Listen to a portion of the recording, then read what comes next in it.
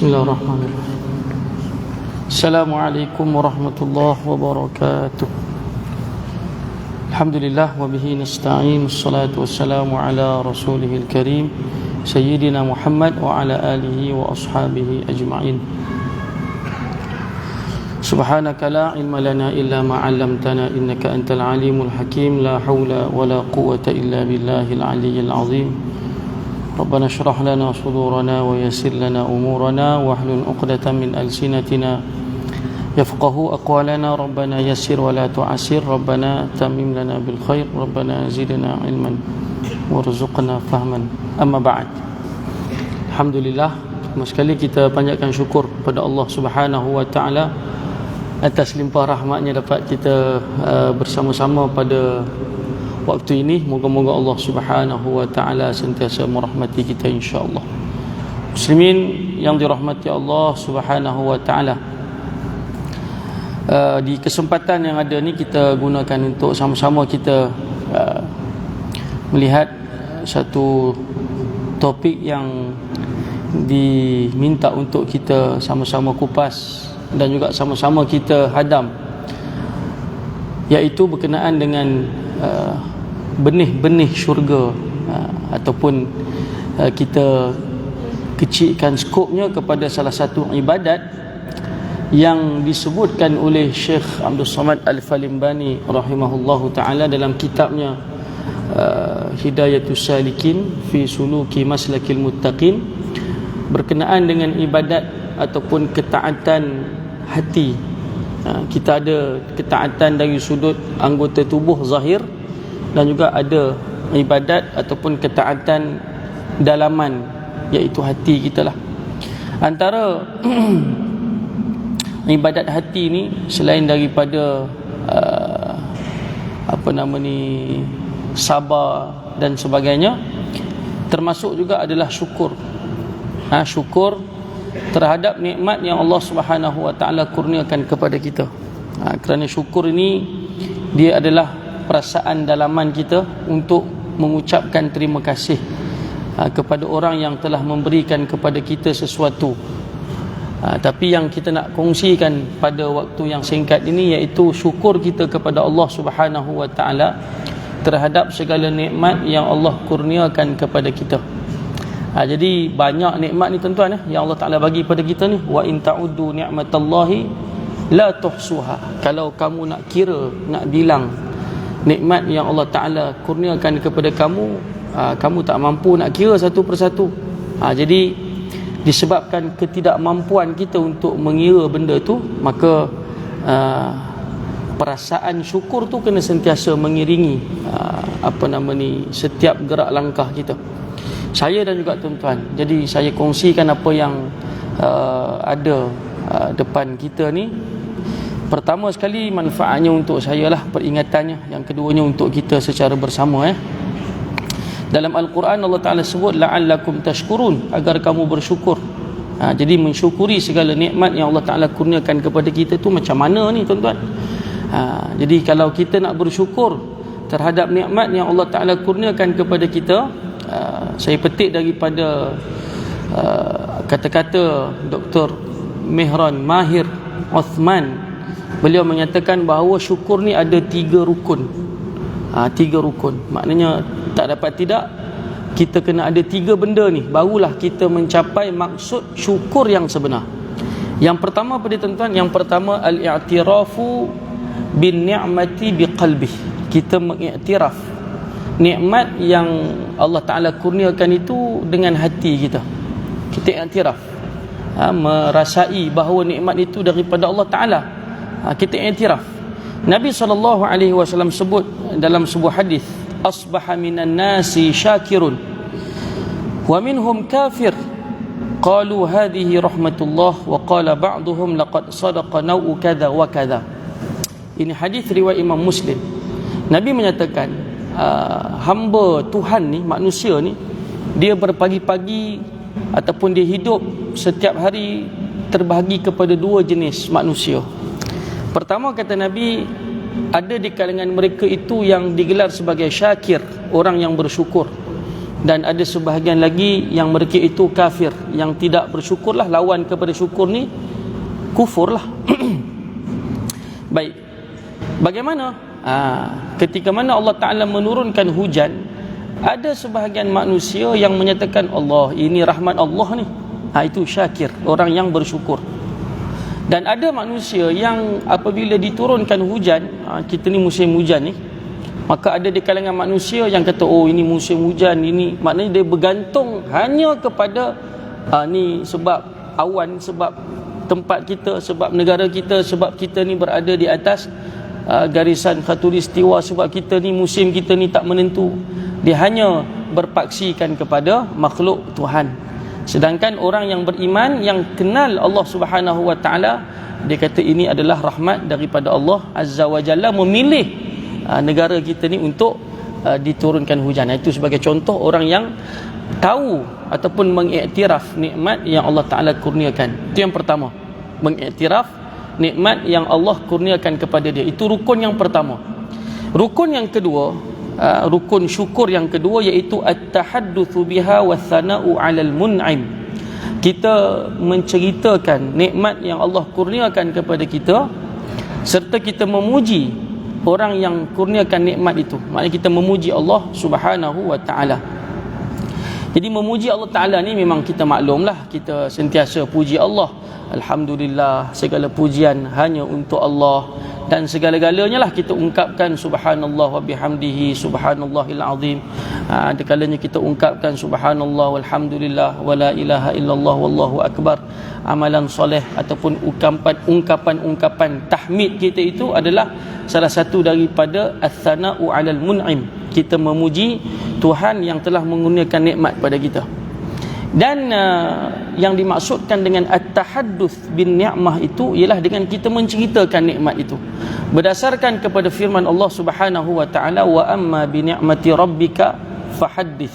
Dan adapun nikmat yang Allah Ta'ala kurniakan kepada kamu, hendaklah kamu ceritakan. Jadi cara manusia menceritakan nikmat tu kena tengok jugalah keadaan. Ada waktu tak dibenarkan untuk kita cerita nikmat kita tu, kan, seperti mana nikmat yang dikurniakan Allah kepada Nabi Yusuf alaihi salam. Kan, kata Nabi Yaqub kepada Nabi Yusuf, bila mana Nabi Yusuf cerita tentang mimpi dia kepada Nabi Yaqub, Nabi Yaqub kata la taqsus ru'yaka, jangan kamu ceritakan mimpi kamu itu ala ikhwatika fayakidu laka kaidah, pasti mereka akan buat satu perancangan yang jahat kalau mereka tahu nikmat yang bakal kamu dapat ni. Kan, tuan-tuan yang dirahmati Allah, dan ada nikmat yang boleh kita cerita. Antara nikmat yang boleh kita cerita, maknanya kalau kita cerita, orang tak dengki pada kita. Ibarat macam orang tua kita kalau nak pergi umrah ke nak pergi haji, dia buat kenduri kesyukuran. Anak dia berjaya, dia buat kenduri kesyukuran. Itu salah satu daripada cara untuk kita mengolah bagaimana untuk kita menceritakan nikmat yang Allah Ta'ala kurniakan kepada kita. Jadi antara rukun ataupun rukun yang kedua syukur itu adalah dengan kita menceritakan nikmat yang dikurniakan Allah kepada kita, tapi bukan secara mutlak. Maknanya kalau andai kata tak ada orang yang dengki, kita cerita. Kalau ada rasa orang dengki, maka jangan cerita hari ini. Dan ketika mana kita menceritakan, jangan kita jadi macam orang hari ni, dia suka cerita dekat Instagram ke, dekat TikTok ke, dekat apa nama ni, macam-macam lah, orang kata apa, media sosial, dalam bentuk untuk menunjuk-nunjuk. Itu tak boleh juga. Jadi semua benda itu dia mesti berpaksikan kepada asal perbuatan kita tu. Sebab tu diletakkan paksi yang pertama sekali dalam apa juga kerja yang kita nak buat, an-niyah. Ataupun dalam hadis Nabi sebut innamal a'malu binniyat. Sahanya amalan kita itu dihitung oleh Allah dengan niat kita. So apa benda yang kita buat itu mesti berpaksikan kepada niat. Baik, itu rukun yang kedua. Pertama tadi kita mengiktiraf nikmat yang kita dapat. Yang kedua, kita menceritakan nikmat yang kita dapat, tapi bukan secara mutlak kita cerita. Dan yang ketiganya ialah taskhiruha fi ta'atillah. Kita membalas nikmat yang kita dapat itu dengan cara kita memperbanyakkan amal ibadat kepada Allah Subhanahu wa ta'ala. Tengok pakcik ni rajin kan, datang masjid awal contohnya kan. Sebab apa ni? Oh, rupa-rupanya dia dapat nikmat, dapat cucu baru, patutlah dia datang. Orang ni tak pernah ni bangun malam ni, rupa-rupanya dia dapat nikmat, apa dia? Baru nikah. Contoh. Jadi nikmat yang dia dapat itu, apa gantian dia? Rukun yang ketiga, dia kena memperbanyakkan ibadat kepada Allah Subhanahu wa ta'ala. Jadi bila mana dia memperbanyakkan ibadat dia kepada Allah Subhanahu wa ta'ala dengan nikmat yang dia dapat tu, itu adalah rukun yang ketiga daripada rukun syukur. Andai kata kita kata, oh, bersyukur itu hanya mengucapkan alhamdulillah, itu baru mencapai rukun yang pertama, mengiktiraf nikmat itu daripada Allah. Kalau dia buat rukun yang kedua, mengabaikan rukun yang pertama ataupun yang ketiga, itu masih lagi belum lengkap. Dia punya syukur tu masih lagi belum sempurna. Tapi bila mana dia kata aku ini seorang yang bersyukur terhadap nikmat yang Allah Ta'ala kurniakan, pastikan kesyukuran kita itu berdasarkan kepada 3 rukun yang disebutkan tadi. Kita mengiktiraf, kita menceritakan, maknanya bukan secara mutlak lah, kita cerita dengan syarat yang kita sebutkan tadi. Dan yang ketiganya, kita membalas nikmat yang kita dapat itu dengan memperbanyakkan ibadat kepada Allah Subhanahu wa ta'ala.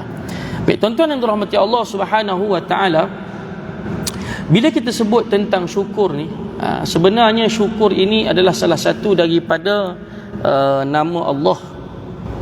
Nama Allah kan ada 99 yang kita duk sebut selalu tu, ataupun yang kita duk nasyid tu, yang telah disusun kan.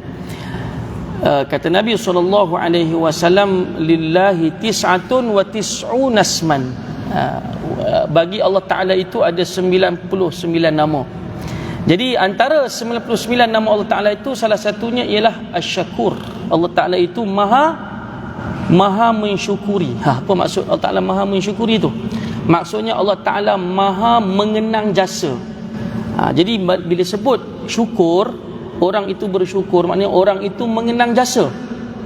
Kita bagi hadiah pada isteri kita ucap terima kasih, lagi banyak dia khidmat pada kita.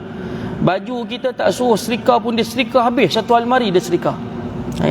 Itu tanda dia mengenang jasa. Itu tanda orang yang bersyukur. Bila mana Tuhan kata Allah Ta'ala ini maha bersyukur, maknanya Allah Ta'ala itu maha mengenang jasa terhadap apa yang hamba dia lakukan. Sebab itu kata Allah Ta'ala, la in syakartum, kalau kamu mengenang jasa Allah, la azidannakum, Allah akan tambah untuk kamu. Kan, kita tengok anak kita bagi hadiah kat dia, dia punya rajin, lepas tu dia murajaah, dia ulang kaji pelajaran, dia buat kerja rumah tanpa kena suruh. Kita pun rasa, bagus anak aku ni. Sebab apa? Sebab kita dah bagi hadiah kat dia. Tanda dia mengenang jasa, dia buat sungguh-sungguh kerja rumah ni tanpa kita suruh. Lagi kita bagi hadiah, Allah Subhanahu wa ta'ala, bukan kita nak compare Allah Ta'ala dengan kita, tak. Tapi walillahil mathalul a'la, Tuhan ni tak boleh nak disamakan. Cuma nak bagi nampak dia punya bentuk itu. Memang begitulah naluri manusia ni. Kalau orang tu menunjukkan sesuatu kebaikan pada dia, cara dia nak mengenang jasa, balas budi, dia bagi hadiah pada orang tu. Allah Ta'ala lagi hebat daripada tu. Sebab itu bila mana hamba dia buat satu benda, janji syurga kepada hamba ni sangat-sangat hebatlah tuan-tuan. Jadi tanda kata Allah Ta'ala itu maha mengenang jasa disebutkan dalam Al-Quran. Tuan-tuan boleh semak dalam surah Asy-Syura sebagai contoh, innallaha ghafurun syakur, sesungguhnya Allah Ta'ala itu maha pengampun lagi maha bersyukur, lagi maha mengenang jasa lah, kalau saya nak terjemahkan bagi mudah faham. Dan juga dalam surah At-Taghabun, wallahu syakurun halim, dan Allah Ta'ala itu maha mengenang jasa, maha bersyukur, lagi maha lemah lembut, lembut dengan hamba dia. Walaupun hamba dia banyak dosa, tapi dia bagi nikmat. Banyak dosa, saya ni tuan-tuan, kita semua ni ada dosa dengan Tuhan, tapi Allah Ta'ala tetap beri nikmat pada kita. Baik, antara ayat Al-Quran yang mana Allah Ta'ala nak bagi tahu pada dia bahawa dia ni betul-betul mengenang jasa amal ibadat yang kita lakukan ni tuan-tuan, Allah Ta'ala sebut dalam surah Al-Haqqah ayat 24. Allah Ta'ala kata apa kepada ahli syurga? Ini masa dekat syurga nantilah tuan-tuan, insya-Allah kita akan jumpa kat syurga, kita akan rasa benda ni. Dan inilah yang Tuhan cerita, dialog masa kita hidup ni, dialog yang dekat syurga tu nanti dah ada dah dalam Quran. Kata Allah Ta'ala, kulu washrabu hani'an bima aslaftum fil ayyamil khaliyah. Makanlah, minumlah sebagai ucapan tahniah kepada kamu di atas amalan yang dahulunya kamu lakukan ketika di muka dunia dulu. Jadi kita ni duk buat amal ibadat ni tuan-tuan, duduk saf depan ni. Kita ni sembahyang sunat tahiyatul masjid tadi ni. Tadi sambil jalan tu kita dah baca doa masuk masjid. Kita pun dah niat iktikaf. Kita pun sambil-sambil ni kita dengar jugalah peringatan daripada Al-Quran dan juga hadis Nabi SAW. Takkan tak ada pahala? Ada pahalanya. Tapi bila dapat tu tuan-tuan? Ni dekat akhirat. Sebab tu Tuhan kata kulu washrabu hani'an bima aslaftum, yang telah dilakukan oleh kamu semua fil ayyamil khaliyah, pada masa dulu. Kan? Jadi maknanya tuan-tuan yang dirahmati Allah, jangan risaulah. Sedikit amal yang kita buat, Allah Ta'ala akan bagi balik dia punya gantian tu. Tapi tak semestinya di muka dunia ni. Kan? Tak semestinya kita dapat habuan ataupun ganjaran itu, maknanya balasan yang kita nampak dengan mata kepala kita ni dekat muka bumi ni. Ada kalanya Tuhan bagilah, maknanya bayar cash. Tapi sebahagian manusia kata, alah, setakat aku bagi RM1, Allah Ta'ala bagi RM700, macam kecil lagi lah RM700 tu. Kan? Ibarat kalau duduk kat Lembah Kelang ni, RM700 tu sekejap je boleh habis. Kan? Kita pun rasa tak apalah kalau boleh dilipat kali ganda kan.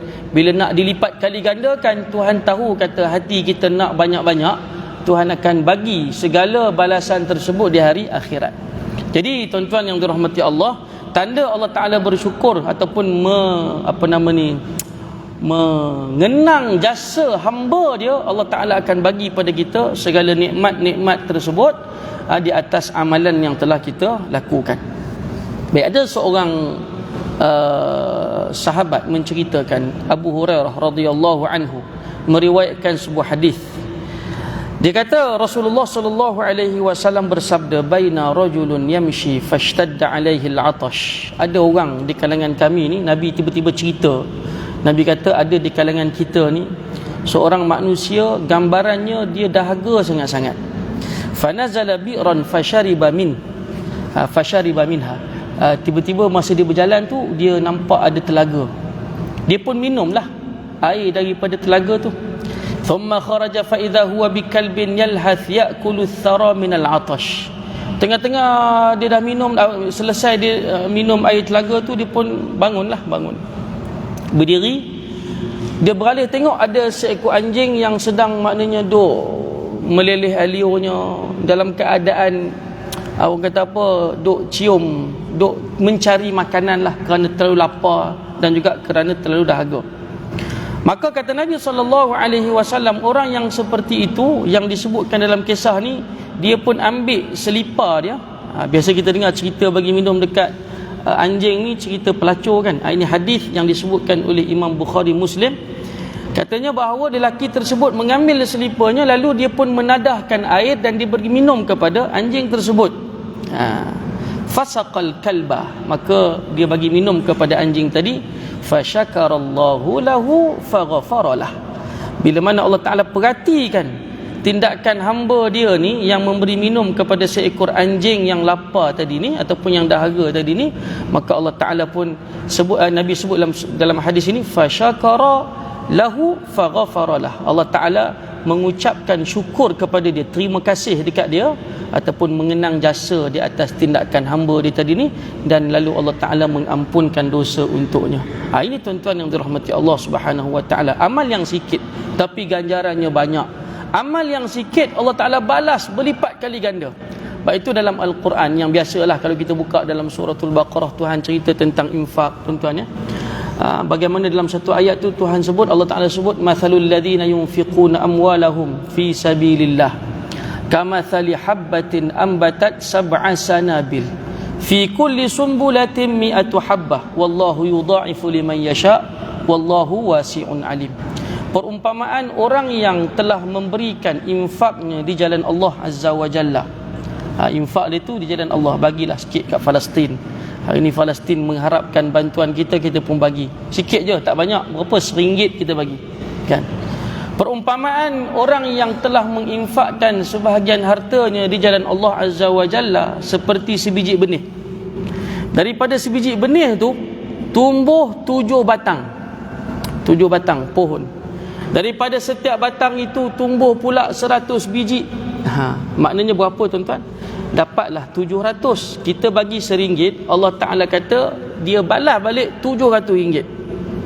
Adakah ianya balasan tersebut pada kadar 700 saja? Tak. Balasan tu dia boleh pergi lagi jauh daripada tu. Wallahu yudha'ifu liman yasha. Kata Allah Ta'ala, dan Allah Ta'ala itu dia akan melipat kali gandakan kepada hamba dia ni berapa yang dia suka. Kan? Yudha'if maknanya berlipat kali ganda. Berapa tu?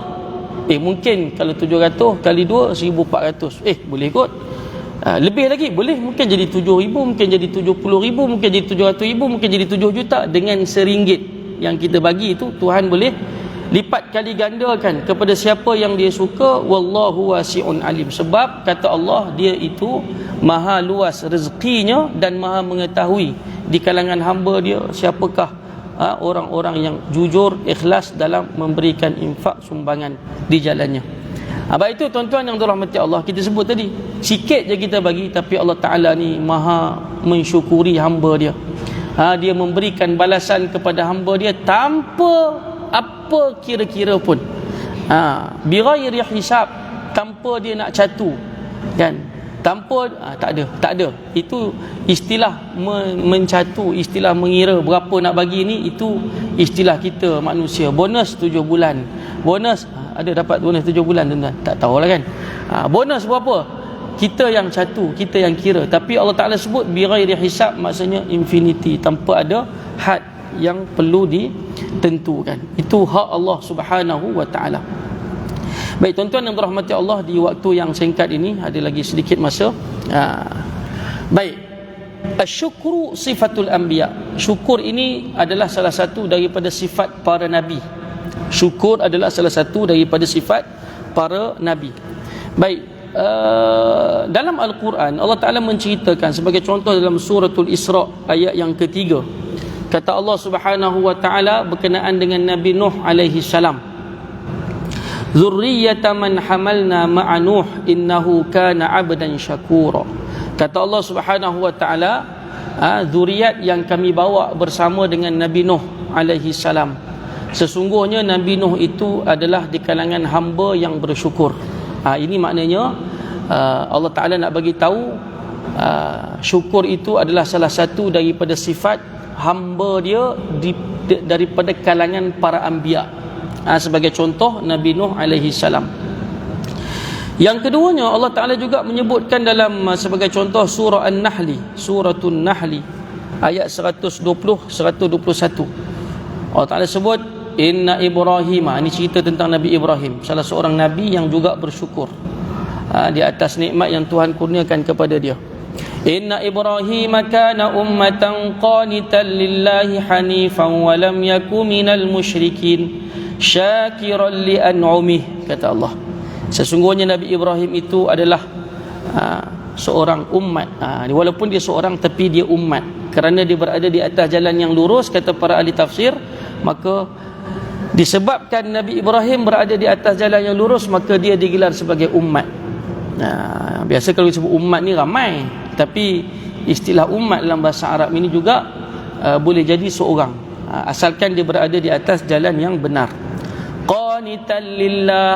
Ibrahim ni seorang yang qanitan lillah, orang yang sangat khusyuk, tunduk, menundukkan dirinya kepada Allah. Hanifa, orang yang bersih. Walam yakum minal musyrikin, dan dia bukan daripada kalangan hamba yang musyrik. Syakiran li an'umih, kata Allah. Di antara sifat Nabi Ibrahim, dia adalah seorang hamba yang bersyukur di atas nikmat yang telah dikurniakan Allah kepadanya. Sebab itulah, kerana dia bersyukur di atas nikmat yang Allah kurniakan kepada dia, Allah Ta'ala sebut apa? Ijtabahu wa hadahu ila siratim mustaqim. Allah pilih dia dan memberikan petunjuk kepadanya ke jalan yang lurus. Jadi kalau kita nak Allah Ta'ala tunjukkan kita jalan yang lurus, maka kita kena jadi hamba yang bersyukur. Dalam erti kata lain, kita kena balas nikmat yang Allah kurniakan kepada kita itu dengan kita memperbanyakkan ibadat kepadanya. Bila kita memperbanyakkan ibadat kepada dia, maka dia akan bagi pada dia, dia akan pilih, dia akan bukan sahaja dia akan bagi tambah nikmat, tapi dia akan meletakkan kita ini berada di atas landasan yang lurus, seperti mana yang telah dinyatakan oleh Allah dalam Al-Quran berkenaan dengan Nabi Ibrahim alaihi salam. Baik, tuan-tuan yang dirahmati Allah Subhanahu wa taala, wa sayyidus syakirin nabiyuna Muhammad sallallahu alaihi wasallam. Dan kalau nak diceritakan orang yang paling bersyukur kat muka bumi ni, tak lain tak bukan adalah Nabi kita Muhammad lah sallallahu alaihi wasallam. Ini berdasarkan kepada satu hadis daripada Al-Mughirah ibn Syu'bah radhiyallahu anhu qala. Ini hadis riwayat Imam Bukhari Muslim. Dia menyatakan bahawa in kana an-nabiy sallallahu alaihi wasallam la yaqum aw la yusalli hatta tarima qadamahu fayuqalu lahu fayaqul afala akunu 'abdan syakura. Kata Mughirah bin Syu'bah, kalaulah nak dikirakan Nabi sallallahu alaihi wasallam ni orang yang sangat hebat, baginda Nabi ni dia duk bangun malam, semayang malam ni. Macam tuan-tuan lah duk bangun semayang malam juga kan. Tapi Nabi kita ni bangun semayang malam, dia berqiyamul lail, sehingga dikatakan kepada dia, bukankah Allah telah ampunkan dosa kamu wahai Rasulullah? Kan? Allah Ta'ala dah ampunkan dosa Nabi kita ni, dah Nabi kita ni maksum. Kan? Kemudian andai kata bukan betul-betul, sebab Nabi kita yang sebetulnya maksum, terpelihara daripada dosa, tapi andai katalah terlajak, andai kata, ini tak betul ya tuan-tuan kan. Allah Ta'ala kata apa? Allah Ta'ala ampunkan dosa Nabi kita tu, liyaghfira lakallahu ma taqaddama min dhanbika wa ma ta'akhkhar. Allah Ta'ala kata dia nak ampunkan kamu wahai Muhammad, apa yang telah lalu dan apa yang akan datang. Yang lalu tu kita fahamlah, kalau kita pun dulu, kita zaman tak berapa nak cerdik ni, kita pun semayang pun tonggang terbalik juga kan. Tapi kita dah bertaubat. Bila kita bertaubat, Tuhan ampunkan dosa kita kan. Tapi masalah yang akan datang ni, kalau andai kata tergelincir juga, macam mana tu? Tuhan ada jaminan tak nak ampun dosa kita? Ataupun ada tak jaminan untuk kita kembali bertaubat kepada Allah? Kalau ada di masa depan kita buat dosa, tu tak tahu lagi. Tapi Nabi kita dah tercatat dalam Al-Quran, kalau Nabi kita buat dosa yang dulu memang tak ada dosa dah kan. Yang akan datang andai kata buat dosa lah, memang ada jaminan untuk dihapuskan dan diampunkan kepada baginda Nabi SAW. Pun begitu, Nabi kita masih lagi bangun qiyamul lail kan, bangun untuk beribadat kepada Allah kan, hatta tarima qadamah, sampai kita pun maklumlah hadis ni hadis masyhur tuan-tuan ya, sehingga disebutkan bahawa kaki Nabi kita ni, tarim ni maknanya pecah-pecah kan, bahasa mudahnya bengkak lah kan. Dia nak bagi gambaran betapa teruknya Nabi kita bangun berdiri lama kan. Maka dikatakan kepada Nabi kita, bukankah Allah Ta'ala dah ampunkan dosa kamu yang dulu dan juga yang akan datang? Maka Nabi kita jawab apa? Senang je tuan-tuan, afala akunu 'abdan syakura. Tak boleh ke kalau aku nak jadi hamba yang bersyukur? Jadi tanda seseorang itu bersyukur, macam kita sebut di awal tadi, bukan sahaja dia mengucapkan Alhamdulillah semata-mata, Alhamdulillah, tapi tudung tak pakai. Alhamdulillah album baru dah keluar, dia kata kan. Alhamdulillah menanglah baru-baru ni dalam satu pertandingan Ratu Cantik. Tak kena tuan-tuan, tak kena. Sebab apa? Sebab dia tidak cukup rukun syukur tu. Rukun syukur yang kita sebutkan tadi, dia mesti lengkap 3. Iktiraf, menceritakan dengan cara kita puji apa yang Allah Ta'ala kurniakan kepada kita, dan juga dengan kita melakukan ketaatan kepada Allah. Itulah syarat untuk Allah Ta'ala tambah pada kita nikmat dia. Tapi lagi banyak nikmat dia bagi, lagi teruk orang ni. Lagi banyak nikmat dia bagi, lagi tergelincir orang ni. Itu yang kita pun biasa dengar istilah istidraj tu kan. Ini mungkin berperingkat-peringkat lah. Lama-lama kalau Tuhan tarik dia, sakit kepala juga kan. Jadi maknanya tuan-tuan yang dirahmati Allah, itu yang disebutkan berkenaan dengan bahawa syukur adalah salah satu daripada sifat para anbiya, termasuk Nabi kita sallallahu alaihi wasallam. Baik, saya nak kongsikan berkenaan dengan yang mungkin saya tak pasti. Nanti bunyi jam kita berhenti lah tuan. Baik, dalam Al-Quran banyak ayat yang mengarahkan supaya kita menjadi hamba yang bersyukur. Antaranya dalam surah Al-Baqarah. Kalau tuan-tuan nanti balik boleh semak surah Al-Baqarah ayat 152. Kata Allah, fadhkuruni adhkurkum washkuruli wala takfurun. Ini perintah untuk bersyukur ni. Ingatlah kepada aku, pasti aku ingat kepada kamu, dan bersyukurlah kepadaku, dan janganlah kamu kufur. Jadi lawan kepada syukur itu adalah kufur. Baik. Kemudian dalam surah Luqman sebagai contoh juga ada perintah supaya kita bersyukur. Surah Luqman ayat yang ke-14. Nanti tuan-tuan boleh balik semak nanti. Wa wassaynal insana biwalidayhi hamalathu ummuhu wahnan ala wahn wa fisaluhu fi 'amain anishkurli wa liwalidayka ilayal masir, kata Allah. Maknanya kata Allah, kami telah wasiatkan kepada manusia, menceritakan kepada mereka bahawa ibu dia telah mengandungkan dia dalam keadaan susah 2 kali, kan, wahnan ala wahnin wa fisaluhu fi amain, kemudian nak pisah daripada susu badan ni 2 tahun sekurang-kurangnya. Kemudian kata Allah, anishkurli, hendaklah kalian ataupun hendaklah kamu bersyukur kepada aku dan bersyukur kepada kedua ibu ayah kamu. Ilayal masir, sebab nanti kepada aku adalah tempat kembalinya kalian. Jadi tuan-tuan yang dirahmati Allah, ini adalah perintah untuk kita bersyukur di atas nikmat yang Allah Ta'ala berikan pada kita. Boleh juga tuan-tuan nanti semak sebagai contoh lagi dalam surah Az-Zumar. Surah Az-Zumar dia sebut 2 ayat, tapi saya nak kongsikan satu ayat. Ayat yang ke-66. Kata Allah Ta'ala, balillah fa'bud wa kum minasyakirin. Bahkan kepada Allah hendaklah kalian sembah ataupun kamu sembah, dan jadilah kamu di kalangan hamba-hamba yang bersyukur. Baik tuan-tuan yang dirahmati Allah Subhanahu wa taala, banyak ayat Quran tapi masa kita tidak mengizinkan. Kalau kita dapat sentuh semuanya sangat cantik, tapi masa kita. Baik, yang berikutnya mungkin ada lagi 5 minit ni ataupun berapa minit ni, saya nak kongsikan tentang thamaratus syukri, tentang hasil daripada syukur tu, apa yang kita dapat ataupun apa hasil kesyukuran kita kepada Allah Subhanahu wa taala. Baik, pertama kita dah sebut secara umum tuan-tuan, syukur ni sifat orang beriman lah.